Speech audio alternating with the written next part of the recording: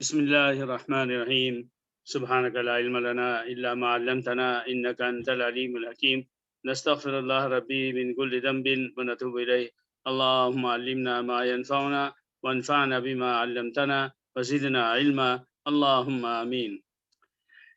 میرے بھائیوں اور بہنوں، یہ تو 30واں پارہ ہے قرآن مجید کا، آخری پارہ، بلکہ 29 بھی، پارہ نمبر 29 اور یہ 30، یہ دونوں ان کے جو مرکزی ٹاپکس ہیں، سبجیکٹس ہیں، ایشوز ہیں، وہ سب کے سب قیامت، قیامت کے آثار، قیامت کے آنے سے کیا ہوگا، رزلٹ ہر ایک کا کیسا کیسا آئے گا۔ اگر آپ جو ہے کبھی بھی اکیلے بیٹھے ہوں اور آخرت کا خیال آ جائے اور آپ کو یہ خیال ہو کہ یار میرا رزلٹ پتہ نہیں کیسا جا رہا ہے، اچھا آئے گا یا برا آئے گا یا تھوڑا اچھا ہوگا، زیادہ خراب ہوگا یا زیادہ اچھا ہوگا تھوڑا خراب ہوگا، ایسا کوئی بھی کوشچن قبر سے لے کے اللہ کے سامنے پہنچنے اور حساب کتاب کے ہونے کا اگر خیال آ جائے اور آپ چاہیں کہ میں ذرا چیک کر لوں کہ میرا رزلٹ کیسا آ سکتا ہے، اگر چیک کر لوں کہ اگر جیسے دنیا کی ہر چیز ہم چیک کرتے ہیں، لیکن زندہ رہتے ہوئے آخرت کو بھی چیک کرنے کا جی چاہے، تو آپ خاص طور سے 30واں پارہ کوئی بھی سورہ پڑھیے، کوئی بھی سورہ، اس کا ترجمہ پڑھیے۔ سورہ یہ جو 30واں پارہ ہے، عما یتساءلون سے لے کے قل اعوذ برب الناس تک، ہر سورہ جو ایک بایو میٹر ہے، بخار کو چیک کرنے والی سورہ ہے، اس کو کھولا آپ نے اور چیک کیا، آپ کو معلوم ہو جائے گا، مجھے معلوم ہو جائے گا میں کتنے پانی میں ہوں، میں نے اب تک کیا کیا، اور میں اس کی وجہ سے پھر آگے احتیاط کروں گا۔ جیسے مجھے عجیب سا لگ رہا تھا، میں نے بخار چیک کیا، میں نے دیکھا یار بخار تو بہت اچھا خاصا ہے، میں فوراً سویٹر پہنوں گا، میں اس کی دوا لوں گا، میں یہ کھاؤں گا وہ کھاؤں گا، یعنی احتیاط کروں گا۔ تو 30 پارے کی ہر صورت میرے بھائیوں اور بہنوں ایک تھرما میٹر ہے، اس کو پڑھتے ہی سمجھ میں آ جانا چاہیے کہ ہم ایمان اسلام کے کس لیول پر ہیں، اللہ کے سامنے جائیں گے تو کیا ہوگا۔ تو اسی میں سے آج کی سورہ ہے، سورہ کا نام سورہ القاریہ۔ اس سورہ میں 11 آیتیں ہیں، اور اس میں ہم سب سے پہلے اس کا جو ہے تو ترجمہ سن لیتے ہیں، یا ایک ایک آیت کر کے سنیں گے اور پھر اس کے ساتھ اس کی تفسیر بھی کرتے چلیں گے۔ تو اس میں سب سے پہلا لفظ جو ہے وہ بسم اللہ الرحمن الرحیم، القارعہ، یہ پہلا لفظ آیا ہے۔ پھر دیکھیے کہ دوسری آیت میں ملقارعہ، پھر تیسری آیت میں دیکھیے وما ادراک ملقارعہ، 3 دفعے یہ لفظ دہرایا گیا ہے۔ اور میں نے بار بار عرض کیا ہے کہ یہ وہی اسلوب ہے جو کہ ہم بھی کم زیادہ استعمال کرتے ہیں، قرآن سے ہی لوگوں نے سیکھا ہے کہ کسی بات کا اہمیت ہو تو ہم پوچھتے ہیں تمہیں معلوم ہے، معلوم ہے تمہیں یہ کیا ہے، ارے بھائی تمہیں معلوم بھی ہے کہ نہیں ہے۔ تو اللہ تعالیٰ نے مختلف جگہوں پر اس اسلوب کو، اس اسٹائل کو اختیار کیا ہے، اللہ تعالیٰ کو حق ہے، کیونکہ اللہ تعالیٰ قرآن کی کسی صورت اور کسی آیت میں جو بات کہنا چاہ رہا ہے وہ عربی زبان کا لفظ ہونے کے باوجود وہ کچھ اور ہی ہے، اس کے میننگ ہی کچھ اور ہے، اس کا مطلب ہی کچھ اور ہوتا ہے۔ یہ مطلب آپ کو کون بتائے گا دنیا میں؟ نبی بتائے گا؟ نبی خود کہاں سے بتائے گا؟ جب تک جبریل علیہ السلام اللہ کے پاس سے آ کر نبی کو نہیں بتائیں گے، کسی بھی نبی کو، ہر نبی اس بات سے ناواقف ہے۔ یہی تو کمال ہے ہمارے اسلام کا کہ وہ حضرت محمد صلی اللہ علیہ وسلم کو آخری نبی، انسانوں میں سب سے افضل، اور ان جیسا کوئی انسان ہو نہیں سکتا، اس سب کے باوجود جب اس کی سرحد اللہ سے شروع ہوتی ہے وہاں وہ صرف ایک انسان ہے۔ ما کنت تدری ما الکتاب ولا ایمان، اے محمد صلی اللہ علیہ وسلم خود آپ کو پتہ نہیں تھا کہ ایمان کیا ہے، اسلام کیا ہے۔ تو یہ بات سمجھیے کہ شرک کو اللہ نے اس طرح سے صاف رکھا ہے کہ دودھ دودھ ہے اور پانی پانی ہے۔ بے وقوف ہیں وہ لوگ جو پانی کو دودھ بنا کر کہنا چاہتے ہیں کہ نہیں نہیں نہیں یہ بھی دودھ ہے۔ بہرحال پہلے لفظ لیجیے القارعہ، یہ لفظ جو ہے عربی کے لفظ قراء سے نکلا ہے۔ قراء کہتے ہیں دروازے کے کھٹکھٹانے کو، ایک ہے نارمل کھٹکھٹانا، کوئی شخص آیا گھر پر اور اس نے دروازے کو ہلکا سا کھٹکا دیا تو آپ کو معلوم ہو گیا کوئی شخص آیا ہے اور کچھ کہنا چاہ رہا ہے۔ جو شخص بھی دروازہ کھٹکھٹاتا ہے اس کے کھٹکھٹانے اور دروازے کو نوک کرنے سے 1 سیکنڈ پہلے تک، میری بات غور سے سنیے گا، 1 سیکنڈ پہلے تک گھر کے اندر، آفس کے اندر جو لوگ بیٹھے ہیں، کیا انہیں پتا ہوتا ہے کہ کوئی شخص ابھی دروازہ کھٹکھٹانے والا ہے؟ نہیں معلوم ہوتا۔ اچانک آپ آواز سنتے ہیں، آپ کو نہیں معلوم تھا کہ کوئی شخص آئے گا، اچھا برا، گھر کا باہر کا، کہیں کا بھی، اور وہ اس وقت دروازے کو ناک کرنے والا ہے، آپ کو نہیں پتا تھا، مگر اچانک آواز آئی۔ لفظ القاریہ اس لیے قرآن نے قیامت کے ناموں میں سے ایک نام رکھا کہ قیامت بھی کیسے آئے گی؟ اچانک آئے گی۔ کسی انسان کو معلوم ہوگا؟ ہرگز معلوم نہیں ہوگا۔ تو ایک بات یہ ہے۔ دوسری بات یہ ہے کہ قرأ کا جو لفظ ہے وہ یہ نہیں بتاتا صرف عربی میں کہ کسی نے دروازے کو ٹھوکا، دروازہ کھٹکھٹایا، دروازہ نوک کیا۔ قرأ کہتے ہیں زور زور سے آواز کھٹکھٹانے کو، جیسے آپ باہر سے گھر تشریف لا رہے ہیں اور آپ کو کوئی بھی ارجنٹ کام ہے، وہ ارجنٹ کام آپ کا اپنا شخصی بھی ہو سکتا ہے، عقل مند کو اشارہ کافی ہونا چاہیے، اور ہو سکتا ہے کہ آپ کو بھوک لگی ہو، یہ بھی ہو سکتا ہے کہ آپ کو کوئی چیز لے کے جلدی سے جانا ہو، یہ بھی ہو سکتا ہے کہ آپ گھر آ رہے ہیں تاکہ جلدی سے تھوڑا سا ٹائم پاس کر کے جلدی سے اپنے کسی اور کام سے جائیں۔ ایسی صورت میں آپ کیا کرتے ہیں؟ دروازے کو زور زور سے پیٹتے ہیں، اگر بیل لگی ہے اس کو 1 2 3 دفعے دباتے ہیں، تو جب وہ زور زور سے ہوتا ہے تو گھر کے اندر کے افراد پریشان ہو جاتے ہیں، کون ہے جو اتنی دروازے کو یوں یوں یوں کر رہا ہے؟ اور اگر بچے آتے ہیں باہر سے گھر تو بچوں کو سمجھ نہیں ہوتی، تو وہ کیا کرتے ہیں؟ زور زور سے دروازہ پیٹتے ہیں۔ تو ہر ماں باپ بھائی بہن اس کو بولتے ہیں بیٹے اس طرح سے نہیں آتے، دروازہ اس طرح سے نہیں پیٹتے، آپ نارمل طریقے سے کھٹکا دو۔ تو قرأ کا لفظ بتاتا ہے کہ دروازے کو زور سے پیٹنا، یہاں یہ اس معنی میں ہے، یعنی جب قیامت آئے گی تو ایسی ویسی نہیں آئے گی، اتنی زور سے آئے گی کہ سب کے سب دہل جائیں گے، کیونکہ قیامت کے آنے کا صرف ایک مطلب ہے، ہر انسان کو مرنا ہے، ساری دنیا کو توڑنا تاڑنا ہے۔ وَإِذَا النُّجُومُ كُدِرَتْ وَإِذَا النُّجُومُ انكَدَرَتْ، ستارے بھی جھڑ پڑے۔ اور دیکھیے اس آیت میں اور کیا کیا بتایا گیا ہے، یہ ہے لفظ القاریہ۔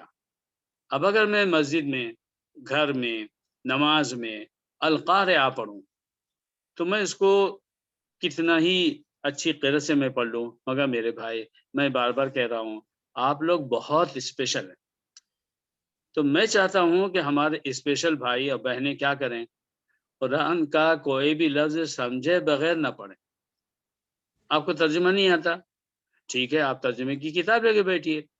اب آپ نے پڑھا القاریہ، دیکھیے پہلے کیا میننگ ہے، پھر خود سوچئے یہ کیا مطلب ہے، اور کھٹکھٹانے والی چیز، وما ادراک ما القاریہ، تمہیں کیا معلوم ہے کہ کھٹکھٹانے والی چیز کیا ہوتی ہے؟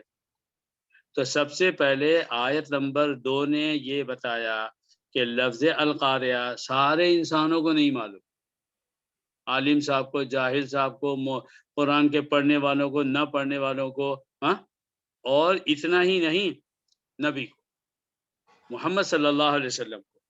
محمد صلی اللہ علیہ وسلم جب تک وحی نازل نہیں ہوگی وہ ہم کو آپ کو کچھ نہیں بتائیں گے، یہ ان کا کمال ہے، یہ ان کا نقص نہیں ہے، یہ ان کا ویکنس نہیں ہے۔ کیوں ویکنس نہیں ہے؟ اس لیے کہ آپ کا کچھ کسی ڈپارٹمنٹ میں کام اٹکا ہے، آپ اس کو معلوم کرنے کے لیے جائیں، آپ کی صورت دیکھتے ہی کلرک بولتا بھائی ابھی تک اوپر سے کوئی نوٹس نہیں آئی ہے، آپ اس کو بولتے ہیں پہلے کی نہیں بتایا، بولے گا بھائی مجھے معلوم ہوگا تو آپ کو بتاؤں گا۔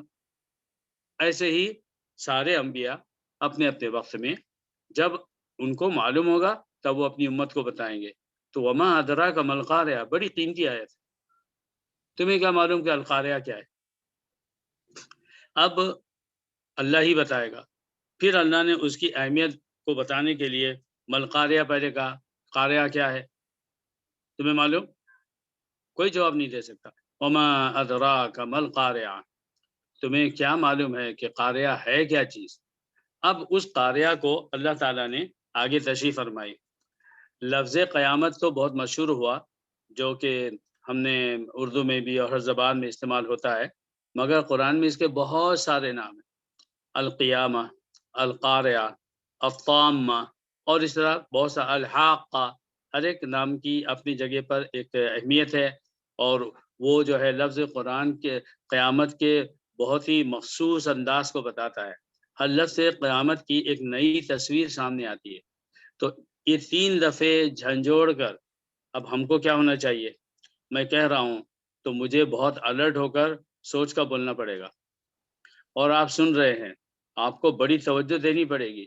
جس بات کو اللہ نے القارعہ، مل قارعہ، وما ادراک ما القارعہ، اتنی زور دے دے کے بولا ہے، اگر کوئی سمجھے کہ یہ معمولی بات ہوگی نا، اس کا ایمان خطرے میں۔ جس بات کو اللہ نے کہا یہ امپورٹنٹ ہے، اب نہیں امپورٹنٹ نہیں ہے، تو آپ بتائیے اللہ تعالیٰ کیا کرے گا؟ نعوذ باللہ، ایمان سلب ہو جائے گا۔ تو اس طرح کی کوئی صورت آئے تو پوری توجہ دیجیے۔ تو اس کے بعد یہ 3 باتوں کے بعد کہنے کے بعد اللہ تعالیٰ فرماتا ہے یوم یکون الناس کالفراش المبثوث۔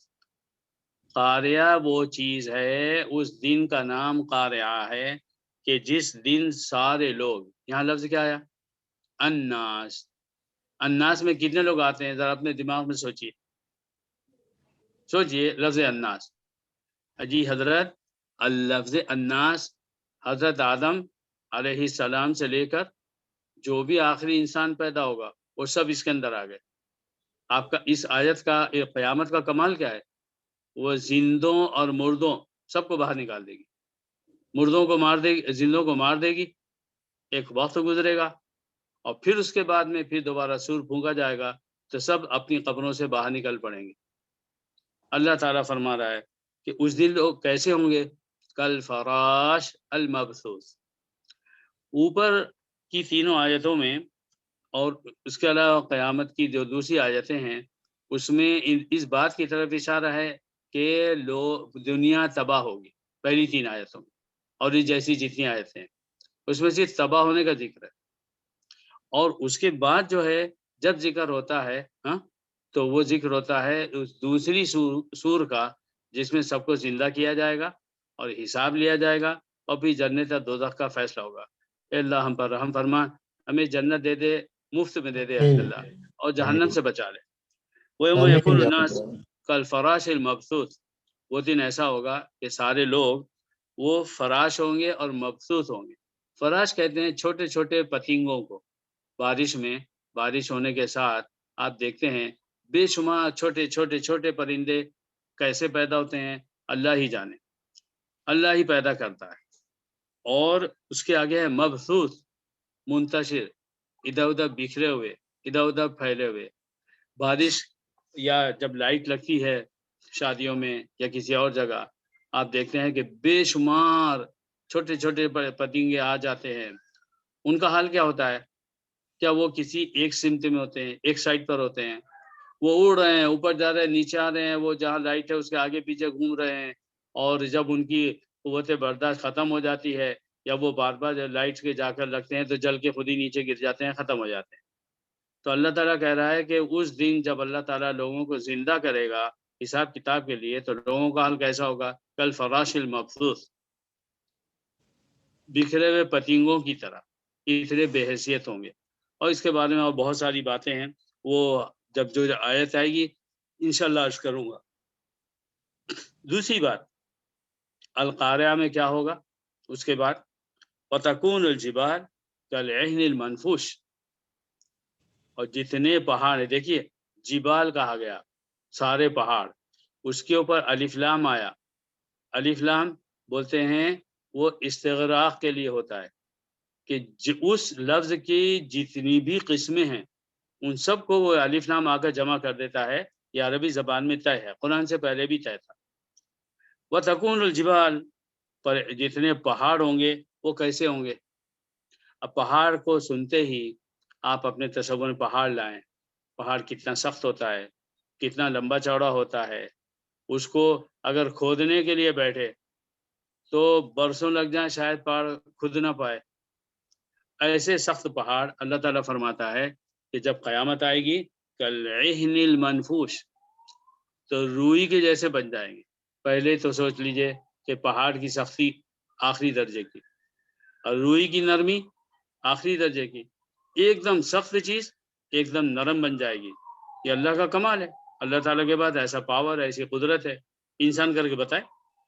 المنفوش، وہ دھنکی ہوئی روئی بھی پلوز میں، تکیوں میں، اپنے جو بھی ہم استعمال کرتے ہیں بیڈ، اس کے اندر جب وہ جمی ہوتی ہے تو کسی قدر اس کے اندر سختی آ ہی جاتی ہے، لیکن جب وہ منفوش ہو، اس کو آلوں سے اور ہاتھوں سے جو ہے تو الگ کر دیا جائے، اس کو دھنکا جائے، تو وہ کیسی ہو جاتی ہے؟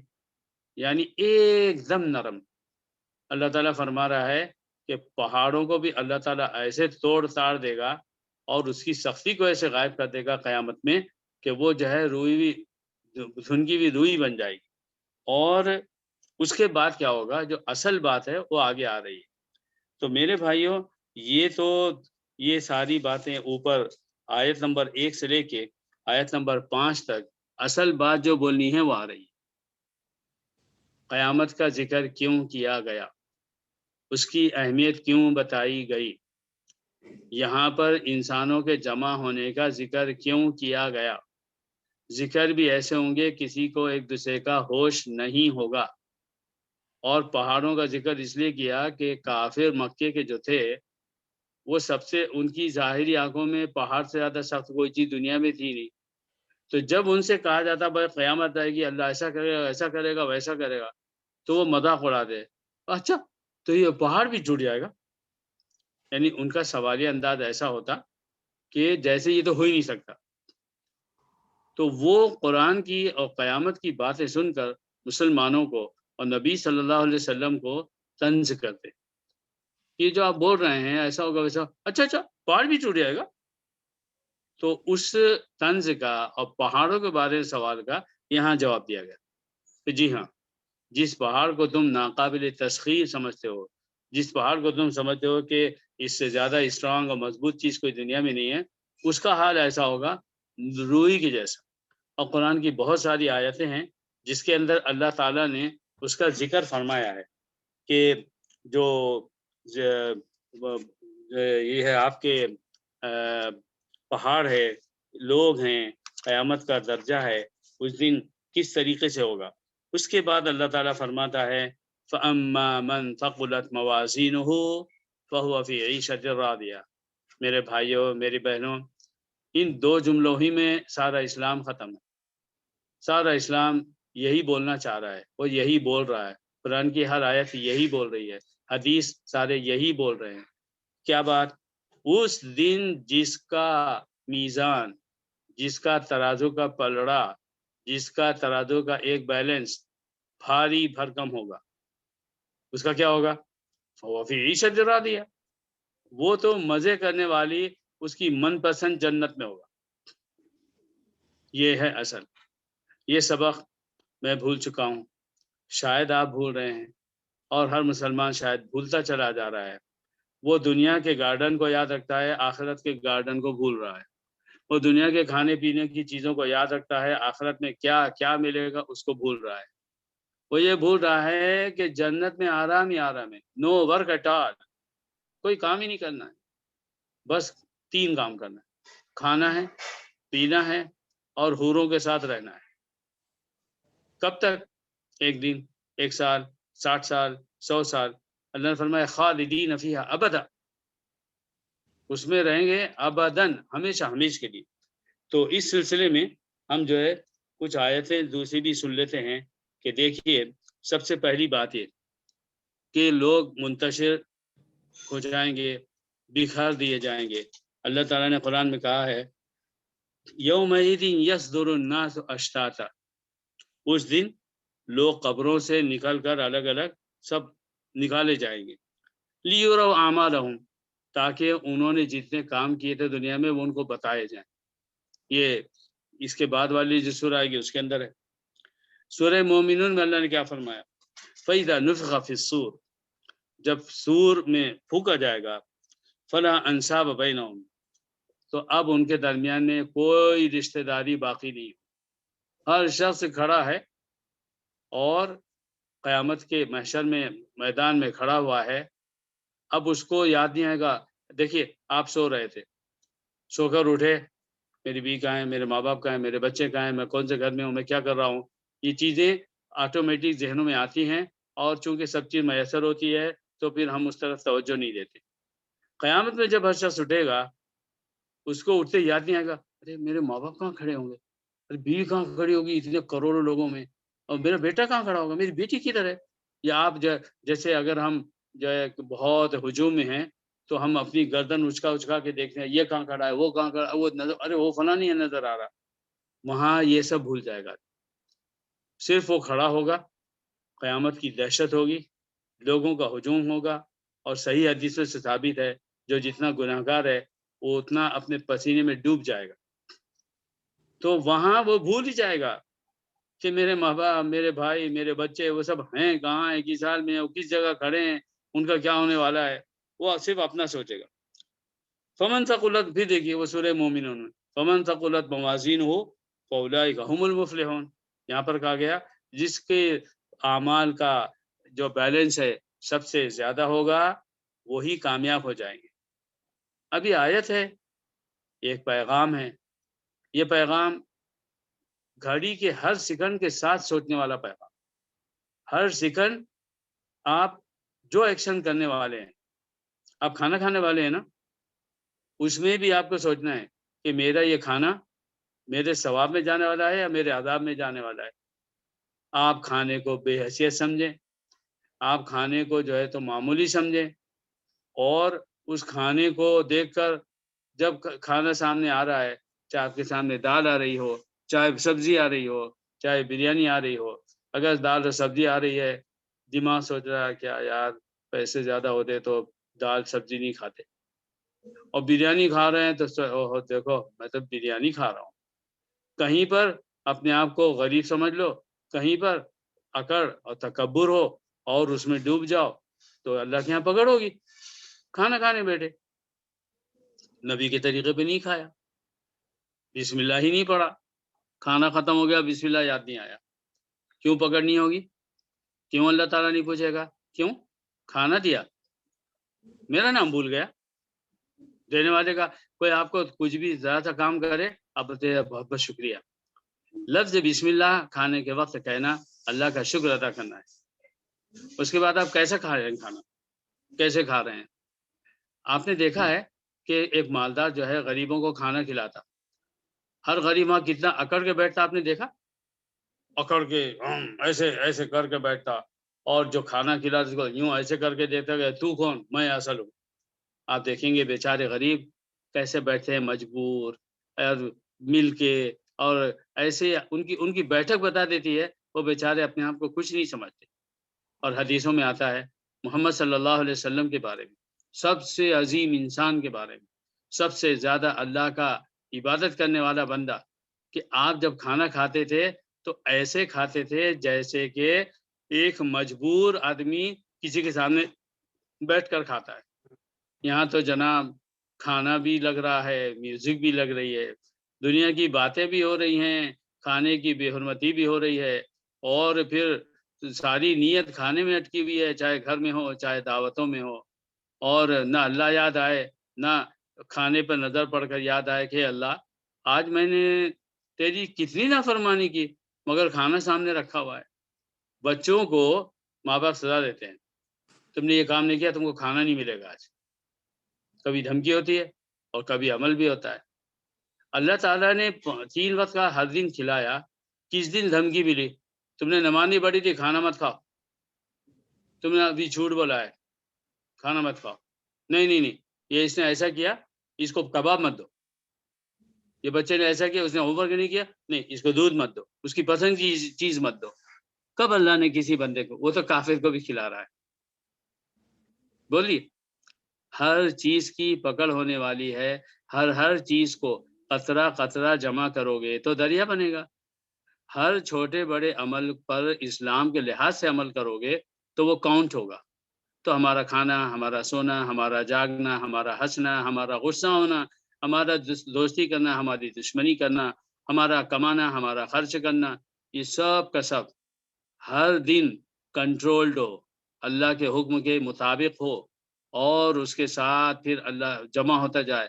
ہر دن آپ سوچیں آج میرے اللہ کے بینک میں نے کتنے پیسے ڈالے، میں نے کتنے اچھے کام ڈالے، میں نے زبان سے کتنی اچھی باتیں ڈالی.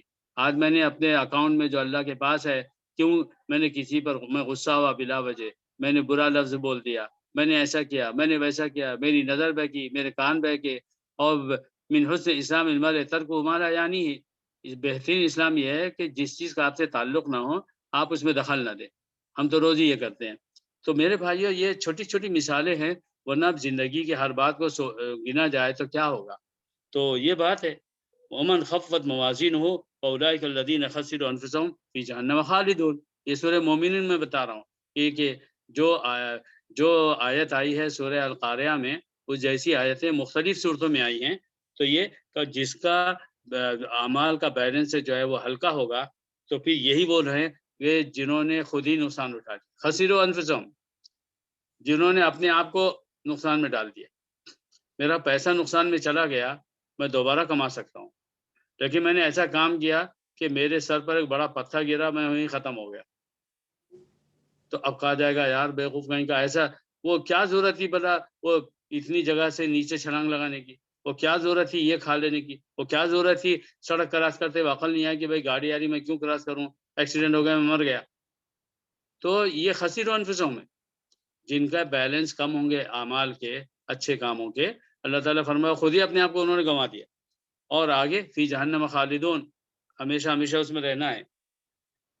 دوسری صورت ہے سورہ معارج 29 پارے میں، اس میں دیکھیے اللہ تعالیٰ نے کیا تصویر کھینچی ہے. ولا یسأل حمیم حمیما، اس دن کوئی کتنا ہی سچا دوست اپنے سچے دوست کے بارے میں پوچھے گا بھی نہیں، اس کی طرف پلٹے گا بھی نہیں. یبصرونہم، نہ ان کو وہ دکھائے جائیں گے. اس کے بعد یود المجرم، دیکھیں یہاں لفظ مجرم آیا ہے، خالص عربی نے لفظ ہے، خالص قرآن کا لفظ. یود المجرم، مجرم یہ چاہے گا لو یفتدی من عذاب یومئذ ببنی، وہ سوچے گا کاش آج میں ایسا کروں کہ اپنے بدلے میرے بچوں کو قربان کر دوں، بیٹوں کو، وصاحبتی، اپنی بیوی کو، واخیہ، اپنے بھائی کو، فصیلتی التی تؤویہ، اور جس خاندان پر وہ ناز کرتا تھا اس خاندان کو آگے بڑھا دے. ومن فی الارض جمیعا، بلکہ جتنے دنیا میں لوگ سب کو لگا دے، اپنی جان چھڑا دے. ثم ینجیہ، پھر وہ کامیاب ہو جائے، بچ جائے. تو میرے بھائیوں یہ ساری آیتیں عجیب و غریب ہیں، اور ان سب کی روشنی میں ہماری آنکھ اگر اب بھی نہیں کھلنے والی ہے تو کب کھلنے والی ہے. اللہ تعالیٰ نے قرآن میں کہا ہے وَنَضَعُ الْمَوَازِينَ الْقِسْطَ، ہم جو ہے اس دن انصاف کے لیے خصوصی ترازو لے کر آئیں گے، یوم القیامہ، قیامت میں. یعنی اس آیت سے معلوم ہوا کہ جو جیسے ہم بولتے ہیں نا، ارے بھائی ایک ترازو یہ تولنا ہے، کوئی ترازو کسی نے لا کر دیا، ارے یہ نہیں یار یہ چائنا کا ہے، وہ امریکہ والا لاؤ، وہ فلاں جگہ کا لاؤ، جرمنی کا لاؤ، وہ جو ہے صحیح ویٹ بتاتا ہے. تو اللہ تعالیٰ بھی 17ویں پارے کے سورہ انبیاء میں یہ فرمایا ہے وَنَضَعُ الْمَوَازِينَ الْقِسْطَ، ہم ایسے ترازو رکھیں گے جو صرف انصاف کریں گے، ہے نا. اگر ترازو ہی گڑبڑ ہو، کم کو زیادہ، زیادہ کو کم بتا رہا ہو، تو بولیں گے بھائی یہ تو چیٹنگ ہے. تو اللہ تعالیٰ نے آپ کو دنیا میں بتا دیا اسپیشل ترازو ہوں گے جو بالکل ایکوریٹ، یہ اتنے اچھے اعمال، یہ اتنے برے اعمال. تو یہ بھی کرکری نہیں رہے گی کہ شاید ترازو نے دھوکہ دیا. دیکھیے آپ والوزن یومئذ الحق، اس دن جو وزن ہوگا نا ایک دم سچا ہوگا، ٹھیک ٹھاک. فمن ثقلت موازینہ، یہ دوسری صورت میں فاولئک هم المفلحون. اور ومن خفت موازینہ، اس آیت میں اللہ نے فرمایا کہ جو لوگ جن کا ترازو ہلکا پڑ جائے گا تو ان لوگوں یہی وہ لوگ ہیں جنہوں نے اپنے آپ کو کھو دیا. اور آگے فرمایا ہے بما کانوا بآیاتنا یظلمون، یہ کیونکہ ہماری آیتوں کے ساتھ یہ ظلم کرتے تھے، آیتوں کے ساتھ ظلم تھا. ہم نے آیتیں دی، انہوں نے نہیں پہچانا، ہم نے نشانیاں دی، انہوں نے آنکھ بند کر لی، وہ صرف دنیا میں بھاگتے رہے. تو یہ ساری آیتیں میرے بھائیوں بتا رہی ہیں کہ ہمیں اپنی زندگی کے ہر سیکنڈ اور ہر منٹ میں یہ سوچنا ہے کہ یہ پوائنٹ میرا کدھر گیا. چیزیں لوگ خریدتے ہیں چھوٹے بڑے انعام کے خاطر، تو میں نے دیکھا کہ اگر 2 درہم کی چیز خریدنی ہے نا تو وہ سوچتے ہیں ارے اس میں ایک پوائنٹ مل جائے گا. اگر اس کے کارڈس ہیں تو گھر میں ایک دوسرے کو نصیحت کرتے ہیں ارے بھائی کارڈ لے کے جاؤ. اگر کارڈ بھول گیا تو برا مانتے ہیں کہ پوائنٹ ویسٹ ہو گئے. میرے بھائیوں، یہی تو وہ بات ہے. کیسے یہ سوچ لیتے ہو کہ بس نمازیں پڑھ کے پوائنٹس کمانا ہے، تو باقی زندگی کے پوائنٹس کیوں کھو رہے ہو؟ کیسے سوچتے ہو کہ صرف قرآن پڑھ لیا سمجھا نہیں تو آپ کو پڑھنے کے پوائنٹس ملے اور نہ سمجھنے کے جو پوائنٹس آپ کو ملیں گے تو ہمارا ہر عمل اصل میں نا ہر مسلمان کا ایسا جا رہا کہ وہ جو نیکی ہے نا اس کے ساتھ ایک گناہ بھی ہو رہا. تو اگر آپ ایک پوائنٹ اپنے نیکیوں میں ڈال رہے تو 2 پوائنٹ ادھر جا رہے. اللہ مجھے بچائے، اللہ آپ لوگوں کو بچائے. تو یہ ساری آمین. چیزیں رکھیے سامنے اور پھر آگے دیکھیے. یہ پلٹ کر آتے ہیں اپنی سورہ القاریہ کی طرف کہ اما من خفت موازین ہو، اور جس کی جو موازین، جس کے جو وزن کی ہوئی چیزیں ہیں اگر وہ کم پڑ گئی ہلکی ہو گئی فَأُمُّهُ ہاویہ. اب یہاں لفظ آیا ہے اور کہتے ہیں ماں کو، اور اس کی وجہ سے پھر عربی زبان میں ہر چیز کا سینٹر اس کو بھی بولتے ہیں. اور اس وجہ سے ہر چیز کا جو اصل ٹھکانہ ہے جہاں اس کو ہمیشہ رہنا ہے تو اس کو بھی بولتے ہیں. یہاں یہ مراد ہے کہ اس کا ہمیشہ رہنے والا ٹھکانہ کیا ہوگا؟ ہاویہ. وہ ایک گڑھا ہوگا، ایک گڑھا ہے، ایک کھڈ ہے. تو پھر وہی سوال کھڑا ہوا، آویہ عربی زبان میں معلوم ہے جو چیز گر رہی ہے اوپر سے نیچے یا جہاں ساری چیزیں گر کر جمع ہو رہی ہیں دونوں کو حاویہ کہتے ہیں. مگر اللہ تعالیٰ کیا مطلب لے رہا ہے حاویہ کا؟ وما ادراک ما ہی ہے. تمہیں معلوم بھی ہے کہ وہ جو حاویہ ہے ما ہی، اس کی وہ اوریجنلی وہ کیا ہے؟ یہاں پر جو الفاظ ہے نا اس میں وہ اصل میں ما اور ہیا میں جو ہا ہے وہ زائد ہے، وہ ہے ما ہیا. یعنی آپ اس کو ہا یا اتنا پڑھیے. اصل جب قرآن پڑھیے تو پورا پڑھیے، یہاں میں سمجھانے کے لیے عرض کر رہا ہوں. وہاں طرح کا ما ہیا، تمہیں معلوم ہے کہ اس کی اوریجنل بات کیا ہے؟ حاویہ کی اوریجنل بات تو فرمایا نار حامیہ، وہاں وہ صرف ایک دہکتی ہوئی آگ ہے. اب 2 باتیں ہوئی، اگر اچھے کام کرتے ہو تو تمہیں خوش کرنے والی تمہاری من پسند جنت ملے گی کہ اللہ بس ہمیں یہی دے دے. اور اگر اعمال کم پڑ جاتے ہیں، برے اعمال بڑھ جاتے ہیں تو پھر حاویہ میں جانا ہے. اب وہ حاویہ کیا ہے؟ تو اللہ نے خود فرما دیا کہ جو حاویہ ہے وہ جو ہے نار حامیہ، آگ ہے جو انتہائی تیز ہوگی. حامی حما یحمی سے یعنی اس کو تیز، کوئی چیز بہت زیادہ تیز ہو جس کو ہم اردو میں کہتے ہیں دہکتی ہوئی آگ، بڑی شعلے والی آگ، خطرناک آگ. تو اس بارے میں یہ دیکھیے کہ علامہ ابن کثیر رحمۃ اللہ علیہ نے ماشاءاللہ حدیثوں کا ایک بڑا اچھا کلیکشن جمع کیا ہے. تو میں چاہتا ہوں کہ ہمارے بھائیوں کے سامنے ہر چیز آ جائے. تو سب سے پہلی بات یہ ہے کہ انہوں نے فرمایا کہ فَأُمُّهُ حاویہ. تو یہ کہا گیا ہے کہ اصل میں ہر چیز میں جو سب سے بڑی چیز ہے اس کو بھی کہتے ہیں. انسان کے جسم میں سب سے بڑی چیز کیا ہے؟ اس کے پیر، اس کے پیٹ، اس کا سر کی سب سے زیادہ اہمیت. تو اللہ تعالیٰ فرما رہا ہے اس آیت میں، بعض علماء نے اس کو لیا ہے اور حضرت عبداللہ ابن عباس، حضرت اکرمہ، ابو صالح، حضرت قتادہ، یہ بڑے بڑے جو ہے صحابہ اور تابعین ہیں، وہ کہتے ہیں نہیں، فَأُمُّهُ حاویہ کا ترجمہ کیا ہے؟ یہ نہیں ہے کہ اس کا سینٹر، وہ گرنے والی جگہ جو ہے حاویہ ہے، بلکہ سے مراد ہے ہر جہنمی کا سر. حاویہ میں اس کو کیسے ڈالا جائے گا؟ سر نیچے اور پیر اوپر ہوں گے اور نیچے گرا دیا جائے گا. اب بتائیے کہ اگر پیر نیچے جائیں اور سر بعد میں جائے تو بچنے کی امید ہے، تکلیف کم ہوتی ہے. لیکن جب کوئی شخص خدا نہ خواستہ گرے اور سر نیچے تھا اور پیر اوپر تھے، اب وہ جو گرے گا تو اس کو کتنی تکلیف ہوگی، کتنی خطرناک. تو یہاں یہ مطلب ہے اس میں کہا گیا. اور یہ بھی کہا گیا کہ نہیں یہ مطلب نہیں ہے، بلکہ یہی مطلب ہے صرف کہ اس کے اندر آدمی گرنے والا ہے، یعنی اس کے اندر آگ کے اندر اس کو پھینک دیا جائے گا.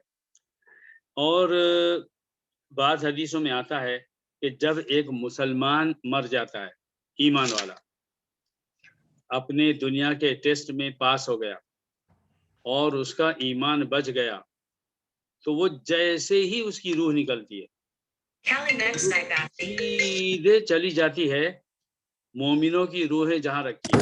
ایک سینٹر اللہ نے بنایا ہے. مرنے کے بعد روح کہاں جاتی ہے؟ نہ دنیا میں بھڑکتی ہے رہتی ہے، بلکہ یہ جو روح ہے سیدھے اس سینٹر میں جاتی ہے جہاں مومنوں کی روح رکھی ہوئی ہے. تو وہ جو روحوں کا وہاں جمع رہتی ہیں، جب نئی روح آتی ہے تو حدیث میں آیا ہے کہ وہ معلوم ہے کیا کہتے ہیں، روحیں ایک دوسرے کہتی ہیں ارے بھائی یہ جو تمہارے بھائی کی ابھی نئی روح آئی ہے اس کو ذرا آرام دو، یہ بیچارہ دنیا میں یہ روح بیچاری دنیا کے غموں کو اٹھا کے پھر آئی ہے. تو یہ کہتے ہیں اس روح کو آرام دو. اور پھر اس سے پوچھتے ہیں وہ فلاں کا کیا ہوا، وہ بولتے ہیں وہ تو مر گیا. وہ فلاں کا کیا ہوا، یا جو خراب آدمی تھا ہاں تو اس کو اٹھا کر جب وہ جہاں جہنمیوں کی روح رکھی جاتی ہے تو وہاں رکھتے ہیں. تو اس طرح کی باتیں حدیث میں آئی ہیں. اس کے علاوہ جو ہے آگ، جس آگ کا یہاں تذکرہ ہے، اور وہ چیز جس کو جہنم کہتے ہیں، اس کی آگ کیسی ہوگی. حدیثوں میں عجیب و غریب بات بتائی گئی کہ وہ جو آگ جہنم کی ہے وہ انتہا سے زیادہ سخت ہے. حضرت ابو ہریرہ رضی اللہ عنہ فرماتے ہیں کہ نبی صلی اللہ علیہ وسلم نے فرمایا نار بنی آدم التی توقدون جزء من 70 جزءا من نار جہنم. اللہ اکبر. نار جہنم، نار بنی آدم، وہ آگ جو بنی آدم دنیا میں استعمال کرتے ہیں، دنیا کی آگ. آپ نے فرمایا وہ جزء من 70 جزء جہنم کی آگ کے 70 ٹکڑے کیے جائیں تو دنیا کی آگ اس میں کا ایک ٹکڑا ہے. یعنی دنیا کی آگ جو انتہائی خطرناک ہے وہ 1% ہے، اور ابھی 69 جو ہے نا وہ جہنم میں ہے اور جہنم میں جانے والوں کا انتظار کر رہے ہیں. تو پھر اب کیا ہوگا؟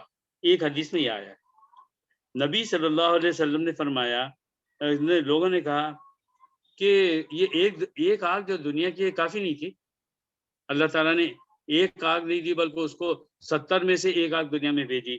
آپ نے فرمایا انہا فضلت علیہا ب69 و60 جزءا. اللہ نے جہنم کی آگ کو 69 ٹائمز مور سخت بنا کر رکھا ہے جہنمیوں کو عذاب دینے کے لیے. امام بخاری وغیرہ نے فرمایا ہے کہ اس میں جو بخاری کی حدیثوں میں جو الفاظ آئے ہیں وہ ہے انہا فضلت علیہا ب69 و60 جزءا، کہ 69 جو ہے ٹائمز مور جہنم کی آگ کو سخت بنا کر رکھا گیا ہے اور وہ جہنمی اس کے اندر جائیں گے.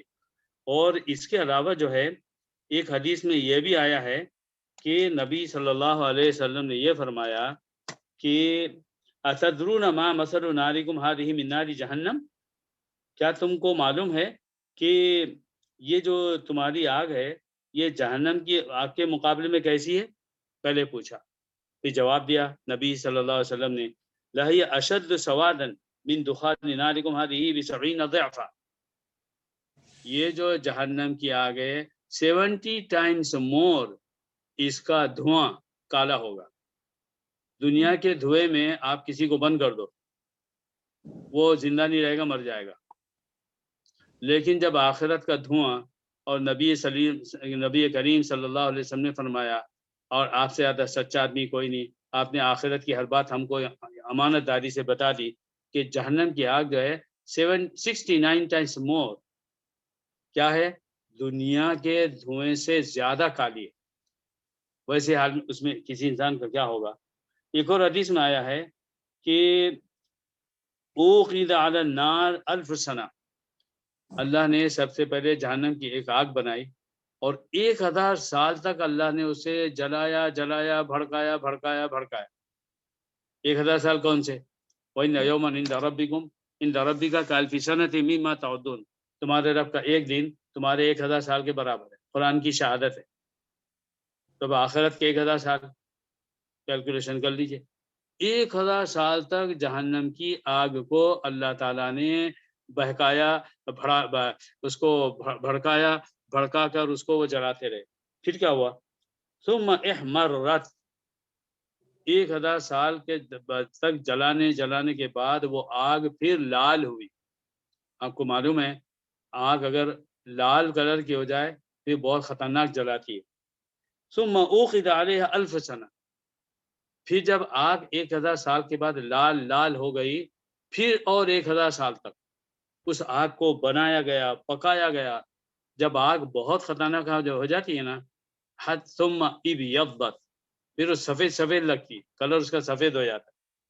ثم اوقد علیہ 1000 سنہ، تو پہلے لال ہونے کے لیے 1000 سال اس آگ کو بھڑکایا گیا حدیث میں، پھر سفید ہونے کے لیے اور 1000 سال، اور اس کے بعد حضور نے فرمایا ثم اوقد علیہ 1000 سنہ، پھر 1000 سال تک اسے اللہ نے بھڑکایا، حتی اسودت، یہاں تک کہ وہ کالی ہو گئی۔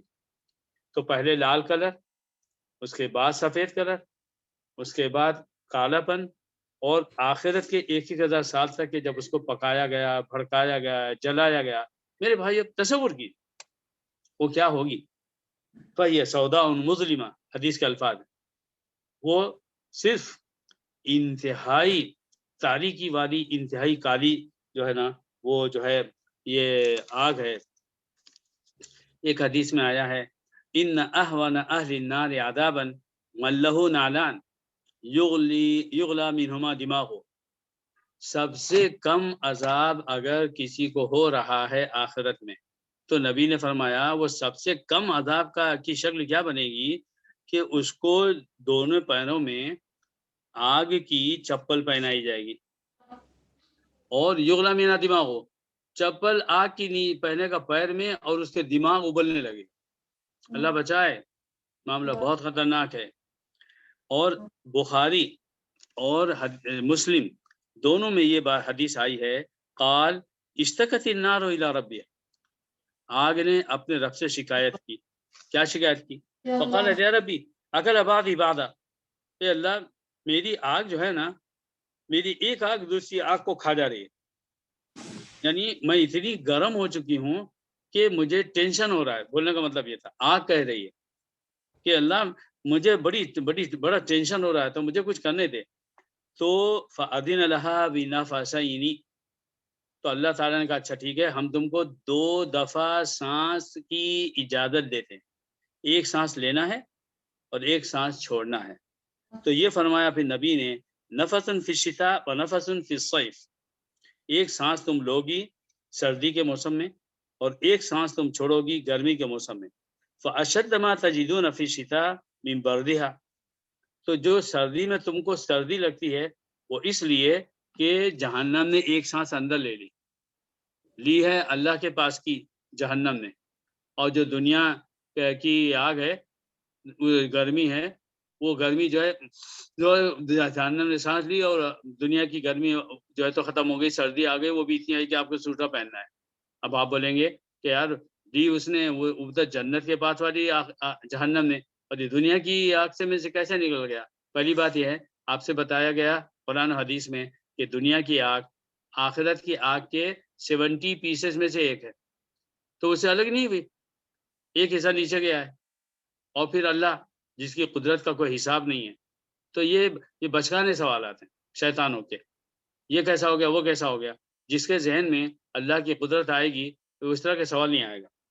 تو ایک تو بات یہ، اور دوسری حدیث میں اور اس کے بعد فرمایا وَأَشَدَّ مَا تَجِدُونَ فِي الصَّيْفِ مِنْ حَرِّهَا، اور یہ جو گرمی تم کو ہوتی ہے دنیا میں، کتنی گرمی ہوتی ہے، وہ اس وجہ سے کہ جہنم جو ہے صرف ایک سانس چھوڑتی، تو یہ گرمی ہو جاتی ہے۔ ایک اور حدیث میں بخاری مسلم کے ہے اِذَا اشْتَدَّ الْحَرُّ، کہ علامہ ابن کثیر نے اپنی تفسیر میں اس سورے کے لکھا ہے کہ بخاری اور مسلم میں یہ حدیث ہے اِذَا اشْتَدَّ الْحَرُّ فَأَبْرِدُوا عَنِ الصَّلَاةِ، جب گرمی سخت ہو جائے تو نماز کو ظہر کی ٹھنڈی کر کے پڑھو، یعنی دیر کر کے پڑھو۔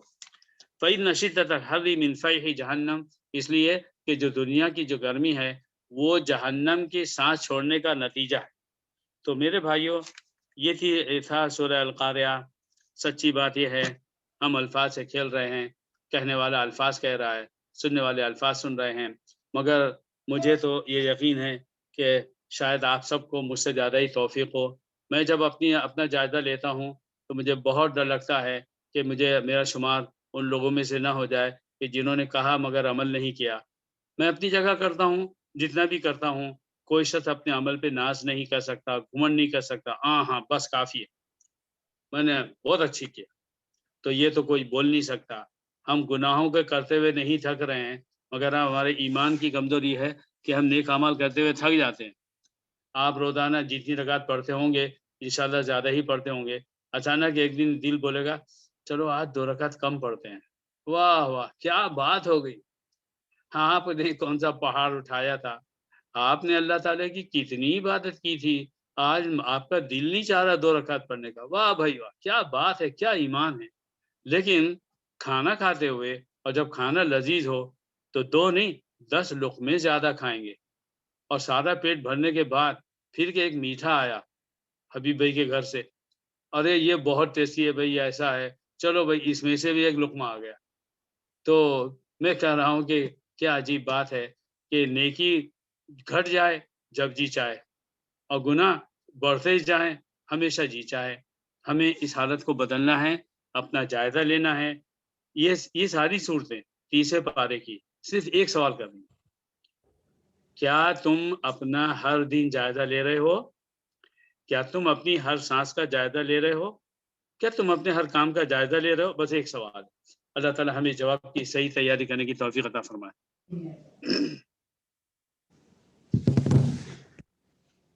جزاک اللہ ضرور بھائی، جزاک اللہ۔ چلیے دعا کر لیں۔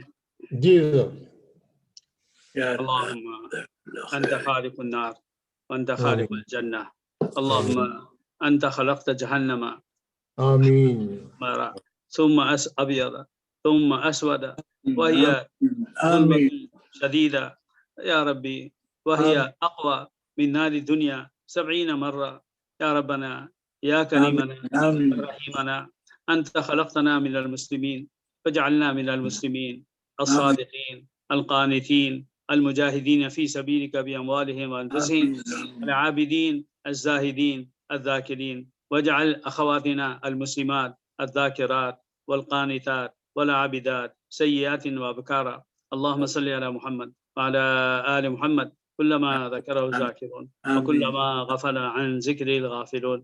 اے اللہ تیرا کی زبان سے شکر ادا کریں، تو نے مسلمان ہی بنا دیا، نہ ہوتے مسلمان تو جہنم کے علاوہ ہمیں کیا ملتا۔ پر اللہ تیرے نبی نے فرما دیا، اور تو نے قرآن میں بھی کہا اذهبتم طیباتکم فی حیاتکم الدنیا واستمتعتم بها، تم کو دنیا میں تمہارے نیک اعمال کے بدلے میں ہم نے کھانا پینا رہنے سہنا بھرپور دے دیا تھا۔ اے اللہ ہمیں ان لوگوں میں سے شامل نہ فرما۔ اے اللہ دنیا کی جو نعمت تو ہمیں دے رہا ہے، یہ تیرا انعام ہو، وہ انعام جو تو مومنوں کو مسلمانوں کو دیتا ہے، اور اب جو تو نے ہمیں توفیق دی ہے نماز روزہ حج زکوٰۃ کی، قرآن کے پڑھنے پڑھانے کی اور دوسرے نیک کاموں کی، تو اس کو آخرت کے لیے جمع فرما، ہمارے ہر کام میں اخلاص عطا فرما۔ اے اللہ ایسا اخلاص عطا فرما کہ جس کے اندر نہ لوگوں کو دکھانا ہو، نہ اپنی شہرت طلبی ہو، اور نہ ہی کوئی اور دنیاوی غرض ہو، بس تو ہی تو ہو، اور تیرے لیے سر جھکے اور تیرے لیے سر اٹھے اور تیرے لیے پیسے خرچ ہوں۔ اے اللہ چاہے کھانے میں اپنے اور چاہے غریبوں کو دینے میں، اے اللہ تیری ایک ایک سنگل نعمت کا بھرپور شکر ادا کرنا آسان فرما۔ اے اللہ گھروں میں کھانوں کے پھینکنے سے اور زیادہ سے زیادہ کھانے سے اور کھانے پر سارا دماغ لگانے سے اور کپڑوں کے ڈھیر سے اور اے اللہ چیزوں کے جمع کرنے سے ہم سب کی اور ہر مسلمان کی حفاظت فرما۔ اے اللہ دنیا میں سے اتنا ہی استعمال کرنے کی توفیق دے جتنی ہماری ضرورت ہے۔ اے اللہ اگر کچھ کمی بیشی ہو جائے تو معاف کرنے والا ہے، اور اے اللہ آخرت کا سارا دھیان عطا فرما۔ اے اللہ اتنی بڑی زندگی تو ہم نے تیری نافرمانی میں، سستی میں، بلکہ اللہ تجھے نہ جاننے میں گزاری، اب تھوڑا سا ہوش آ رہا ہے اور عمر کا آخری حصہ ہے۔ اے اللہ ہماری عمر برکت عطا فرما اور دین کے لیے برکت عطا فرما، دینی کام کرنے کے لیے برکت عطا فرما، دینداروں کے کام آنے کے لیے عطا فرما۔ اے اللہ ہمارے جن بھائیوں کو تو نے جو بھی خدمت دی ہے ان کی خدمتوں کو قبول فرما، ان کو اخلاص عطا فرما، ان کے ذریعے سے جو کام وہ دین کا کر رہے ہیں بے حد برکت عطا فرما، ان کے اللہ کے سب لوگوں کو ان کی قدر کرنے کی توفیق عطا فرما، اور اللہ اس کام کو آخرت کا ذخیرہ بنا، اور اللہ ہمارا ہر بھائی، ہمارا ہر عالم اور جو شخص بھی دنیا میں کوئی ایسا کام کر رہا ہے کہ تو اس سے راضی ہے، وہ سارے کام ہم کو کرنے کی توفیق عطا فرما رب العالمین۔ ہماری ان دعاؤں کو اور اے اللہ ان دعاؤں کے ساتھ ہر مسلمان کی ہر جائے دعا کو اپنے فضل و کرم سے قبول فرما۔ صلی اللہ تعالی علی خیر خلق محمد وعلی آلہ صحبہ اجمعین برحمتک یا ارحم الراحمین۔ آمین آمین یا رب العالمین۔ جزاک اللہ